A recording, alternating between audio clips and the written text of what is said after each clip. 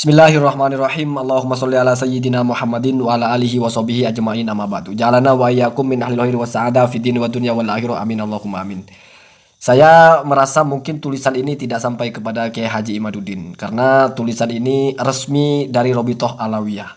Risalah tentang Ahlu Bait dan Nasab Ba'alawi. Penyusun tim Tarbiyah wa Dakwah Dewan Pimpinan Pusat Robitoh Alawiyah. Nah, jadi ini kan suara resmi dari Robitoh Alawiyah bicara tentang keabsahan nasab Ba'alawi. Kenapa saya anggap ini tidak pernah dibaca oleh Kiai Haji Imaduddin? Karena saya lihat Kiai Haji Imaduddin belum pernah menanggapi ini. Sepanjang yang saya perhatikan, Kiai Haji Imaduddin hanya menanggapi dari Dr. Ja'far Assegaf, dari Habib Hanif Alatos, dan bahkan tentang ceramahnya Habib Rizik yang sudah jauh-jauh sebelumnya.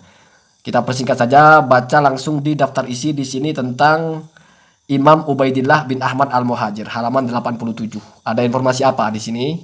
Jangan-jangan apa yang ditanyakan oleh Kiai Haji Imaduddin sudah terjawab ya, wallahu alam. Kita periksa ya. Halaman tadi 87 nih, bab 5, Imam Ubaidillah bin Ahmad Al-Muhajir. Di sini dijelaskan silsilahnya, sejarahnya. Hijrahnya itu tahun 317, hijrah bersama golongan keluarga, dekatnya ke Hadramaut dengan membawa putranya Abdullah ya. Berarti Ahmad Al-Muhajir bersama putranya Abdullah ya, ini yang sering kita dengar ya. Kemudian ini perhatikan, sebagian orang mempermasalahkan tidak disebutkannya Ubaidillah sebagai putra Ahmad Al-Muhajir dalam kitab-kitab terdahulu. Perlu diketahui bahwa tidak ada satu ahli nasab pun yang mengingkari bahwa Ahmad bin Isa memiliki putra bernama Ubaidillah atau Abdullah. Wah, ini menarik ya. Jadi ternyata tidak pernah ada yang mengingkari. Ya iya, karena tidak ada yang menyebut juga tidak ada yang mengingkari. Karena ada ingkar itu ketika misal ada yang menyebut lalu ada yang mengingkari. Kalau tidak ada yang menyebut, ya mesti tidak ada yang mengingkari. Ini sama dengan tidak ada yang mengingkari bahwa Mukidi putra Ahmad Al-Muhajir misalnya. Ya kenapa? Karena dulu tidak ada yang menyebut ada Mukidi sebagai putra Ahmad Al-Muhajir, begitu ya. Itu kalau menurut saya begitu. Entah di sini apa maksudnya ya.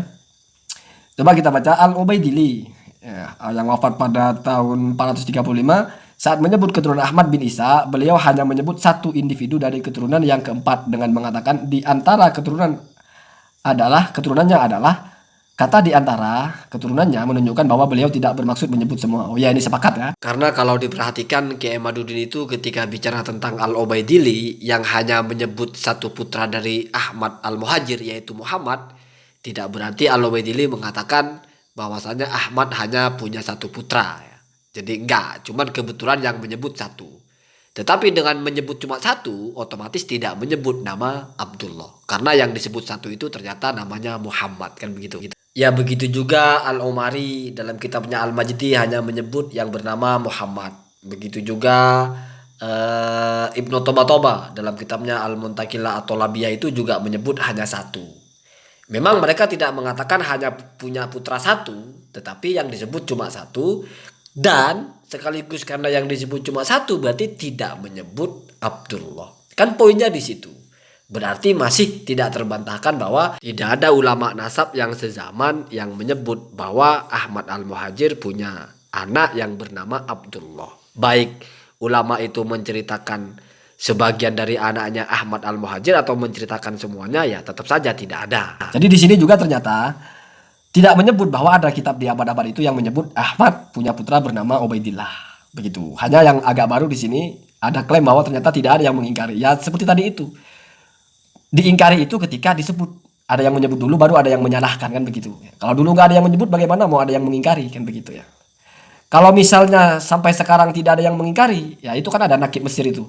Sayyid Audah itu yang sudah pernah dibahas yang mengibtol nasab Alawi kan memang mengatakan bahwa batal karena bukan putranya. Nah, kan begitu. Berarti sudah ada lah. Kalau sampai sekarang sudah ada. Mungkin sebelum-sebelumnya memang tidak ada. Kemudian tentang kitab Asy-Syajarah Al-Mubarakah. Di sini dijelaskan bahwa ada 3 alasan yang menguatkan bahwa itu bukan kitabnya Imam Fakhrur Razi. Yang pertama, karena tidak ada ulama yang menjelaskan tentang tarjamah atau biografi Fakhrur Razi itu yang mengatakan bahwa Fakhrur Razi punya kitab yang berjudul Asy-Syajarah Al-Mubarakah. Ya, itu sudah sering dibahas kan. Yang kedua, ini kok secara akidah lebih mendekati kepada Syiah. Dalam masalah menyebut ada 12 imam ya. Termasuk di sini ketika menyebut Hasan Al-Asy'ari dalam kurung Al-Imam. Padahal kan sebetulnya kalau dalam kurung itu bisa saja itu sudah tulisan muhakkiknya karena muhakkiknya memang Syiah ya, Mahdi Ar-Raja'i ya kan begitu. Kemudian di sini kok pembicaraan tentang Al-Mahdi itu berbeda dengan pembicaraan tentang Al-Mahdi yang di kalangan Sunni. Sementara Fahri Razi itu adalah ulama Sunni, bukan ulama Syiah. Tapi pembicaraan di sini, doa-doa tentang Al-Mahdi di sini lebih mirip doanya orang Syiah. Nah, kira-kira begitu ya. Tidak perlu dibaca detailnya. Secara garis besar begitu. Dan yang ketiga adalah kitab ini baru ditemukan 800 tahun lebih setelah wafatnya Ar-Razi. Ya, ini ditemukan puluhan tahun yang lalu. Sehingga kitab ini tidak pernah menjadi rujukan ulama-ulama nasab. Iya, karena nggak ada kan kitab ini kan. Jadi misalnya ulama nasab setelah ini Al-Umdah, ya, Ibnu Inaba itu tidak pernah menyebut ada Asy-Syajarah Al-Mubarakah. Begitu juga As-Samarqandi, begitu juga penulis An-Nafhat ya.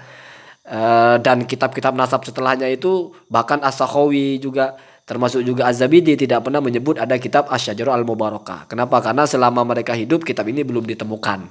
Jadi 3 poin bahwa kitab itu diragukan sebagai karya Ar-Razi. Ya. Kemudian tidak disebut di suatu kitab bukan berarti tidak ada. Bisa jadi ada bukti lainnya. Kalaupun memang benar kitab Syajarah Mubarakah itu adalah karya Ar-Razi, tidak disebutkan nama Abdullah sebagai putra Ahmad Al-Muhajir, tidak bisa dijadikan dalil tidak adanya Abdullah sebagai putra dari Ahmad Al-Muhajir. Oh, jadi walaupun tidak disebut tidak bisa dijadikan dalil bahwa tidak ada. Ini menarik di sini ya. Perhatikan, penulis kitab Syajarah ini seandainya dianggap benar ya, Mubarakah tidak menyebutkan ihatoh atau menyebut secara keseluruhan. Nah, ini menarik ya. Apakah Ar-Razi itu, ini sudah dianggap misalnya punya Ar-Razi itu, tidak ihatoh, tidak menyebut keseluruhan. Artinya sama dengan yang lain, sama dengan Al-Ubaidillah, hanya menyebut sebagian gitu.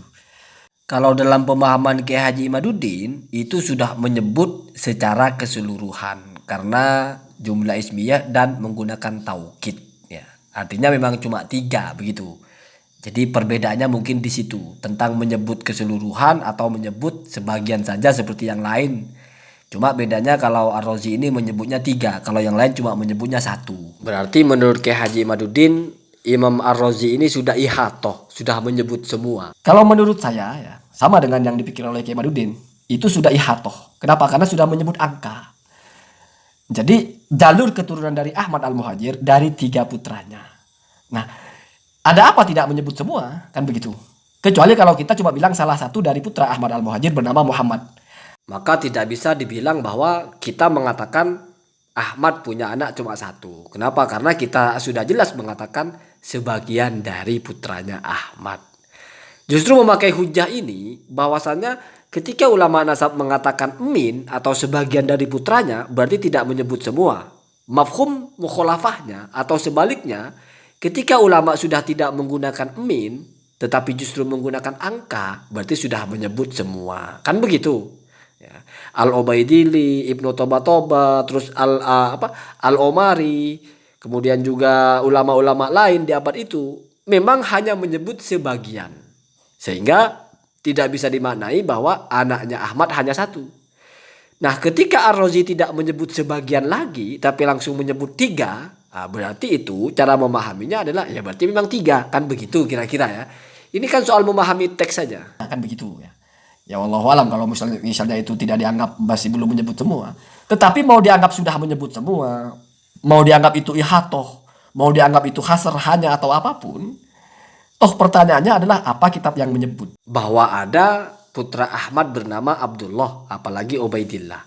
Ini masih dalam kategori kitab di abad-abad tersebut gitu ya, bukan kitab apa aja, kan begitu. Jadi poin permasalahannya adalah kitab apa yang menyebut.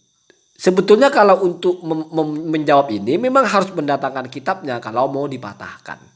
Tidak bisa dipatahkan dengan tidak disebut bukan berarti tidak ada. Itu sudah masalah lain. Atau misalnya Al-Ubaidillah tidak menyebut semua. Tidak disebut Al-Ubaidillah bukan berarti tidak ada. Ibnu Toba tidak menyebut bahwa itu adalah putra Ahmad secara keseluruhan. Ar-Razi tidak mengatakan itu putra Ahmad secara keseluruhan. Boleh-boleh saja. Tetapi apakah lalu ada bukti atau apakah lalu itu bukti bahwa ada putra Ahmad bernama Abdullah? Ya enggak. Kecuali sampai ada ulama yang menyebutkan bahwa ada putra Ahmad bernama Abdullah. Kan begitu. Ini kalau mau disiplin masalah perkitabannya. Nah, jadi sesuatu itu tidak bisa misalnya kita bilang tidak bisa dibilang tidak ada. Hanya karena tidak ada yang menyebut. Oke, dibilang tidak ada tidak bisa. Terus sekarang bisa nggak dibilang ada? Kan begitu. Ya mestinya kalau tidak bisa dibilang tidak ada kan mesti bisa dibilang ada. Lalu buktinya ada apa? Sesederhana itu sebetulnya kan. Makanya tidak perlu berpolemik As-Sajarah itu kitab asli, kitab palsu, atau apa. Ini cuma mencari ulama nasab, atau bukti lah walaupun bukan ulama nasab, ulama sejarah atau apa, yang mengatakan bahwasannya ada putra Ahmad Al-Muhajir itu bernama Abdullah. Kan di situ sebetulnya permasalahannya. Jadi dari risalah yang hampir 100 ini juga tidak menjawab masalah itu. Kalau berpolemik masalah walaupun tidak disebut tapi kami tetap yakin karena ada ulama nasab yang mengatakan begini begitu, itu berarti tidak menjawab pertanyaannya karena pertanyaannya di situ. Berarti berbedanya dalam menginterpretasikan kenyataan tidak disebut. Setidaknya sepakat bahwa memang tidak disebut. Masalah tidak disebut berarti tidak ada atau tetap ada, nah, itu lain sudah urusannya ya. Jadi begitu ya. Ya mungkin Kiai Haji Imaduddin harus membaca ini dan harus membantah ini secara detail ya. Kemudian di sini ada yang menarik juga ya. Catatan ahli nasab dari dari sebelum abad ke-6. Jadi ini seolah-olah ingin menunjukkan ada kitab. Tetapi sekali lagi, ini seperti yang sudah saya bilang, ini 3 pihak ya. Aku luka dari Ahmad bin Isa an-Nakib ma dzakarahu Mus'ab wal Bukhari wal Umari wa sahibu Musyajjar al-Ansab minal walad ithnani. Muhammad hada wa min akibihi Abul Qasim al-Abah al-Ma'ruf bin Nafat wa Abdullahi wa kila bit tasghiri Ubaidillahi hakadha hakahu Mus'ab az-Zubairi wa qad kana min mu'asirihi aw qariban minhum wa ahlu Makkah adrabi syu'abihi. Jadi di sini menukil ucapannya dari ulama abad ke-11 yaitu Az-Zabidi. Isinya kata Az-Zabidi itu ada yang sudah menjelaskan bahwasanya Ahmad punya anak yang bernama Abdullah, bahkan wakila Ubaidillah. Siapa yang mengatakan? Yaitu Mus'ab, ya, kemudian Al-Bukhari, Al-Umari. Tetapi sekali lagi, ini dibuktikan dulu di kitab mana kira-kira Mus'ab itu mengatakan begitu. Bukhari itu mengatakan begitu di kitab mana. Umari juga mengatakan itu di kitab mana. Kan begitu. Sama dengan ketika kasus Al-Ubaidillah mengatakan bahwasanya Hajar Ahmad wa waladuhu Abdullah. Di kitab Al-Intisar di Bani Fatimah Al-Abror. Ya kalau kita menggunakan pendekatan kita percayalah kepada Az-Zabidi, tidak mungkin dia mengada-ngada. Beliau mungkin punya rujukan atau mungkin pernah membaca kitabnya tapi kitabnya sudah tidak ada, sudah tidak dicetak atau hilang lah. Itu berarti satu sisi ya ikhtilaf. Jadi di situ ya, celahnya di situ ya. Nah, ini juga di sini kan kalau Syekh Husaraf Al-Ubaidili di sini tidak disebut nama kitabnya, tapi kalau saya baca di Tarikh Madinati Hadramaut disebut, yaitu kitab Al-Intisar li Bani Fatimah Al-Abror. Kemudian setelah ke bawah itu ada Al-Janadi dan seterusnya ya. Ya wallahu alam, jangan-jangan mungkin Kiai Haji Imaduddin sudah membaca kitab ini atau risalah ini, tetapi kok kayaknya nggak ada yang baru sehingga tidak ditanggapi. Ya, jadi begitu ya. Semua orang itu punya argumentasi. Kamu ikut yang mana silahkan. Ya. Ini bukan hitam putih pada akhirnya ya. Tidak ada ulama nasab yang menyebut bukan berarti tidak ada Abdullah sebagai putra Ahmad Al-Muhajir. Oke, silahkan berpendapat begitu. Ketika ditanya apa buktinya? Oh, tidak ada buktinya. Tapi tetap bukan berarti tidak ada. Ya silahkan ya. Allahumma dina ada sabil.